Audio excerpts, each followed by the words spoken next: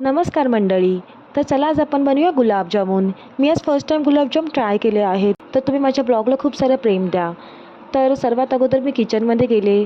अगोदर मी पाक बनवला. पाक बनवण्यासाठी मी 2 वाटी साखर आणि 1.5 कप पाणी घेतलं.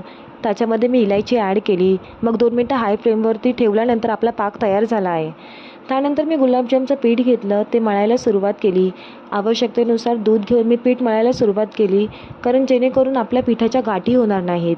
मग छोट्या पिठाचा गोळा घेऊन गुलाबजामला गोल आकार देण्यास मी सुरुवात केली. त्यानंतरचा जो उद्योग होता तो मी कमी गॅसवर केला, कारण जेणेकरून आपले गुलाबजामुन जळणार नाहीत. मग एक एक करून गुलाबजाम मी तेलात सोडून चम्मचने हलवायला सुरुवात केली. सोनेरी रंग आल्यानंतर जो पाक बनवला होता त्या पाकामध्ये मी गुलाबजाम टाकले. नंतर आपल्याला हे ताट असं 1 तास झाकून ठेवायचं आहे. तर गाईज, कसा वाटला ब्लॉग कमेंटमध्ये सांगा. तुम्हीसुद्धा ही रेसिपी ट्राय करा. आता आपण भेटूया नेक्स्ट ब्लॉगमध्ये. Thank you so much for watching.